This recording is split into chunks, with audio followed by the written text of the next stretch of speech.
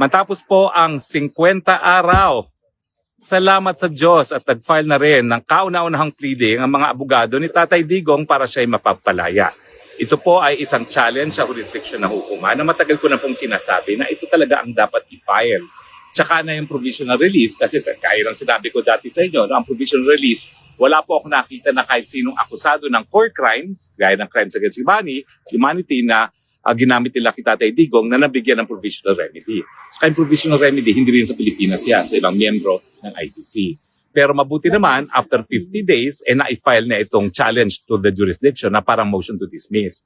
Ang hinanakit ko lang, bakit naman pinayagang matulog sa kulungan ng 50 araw ang ating Tatay Digong bago mag-file ng ganitong lack of jurisdiction?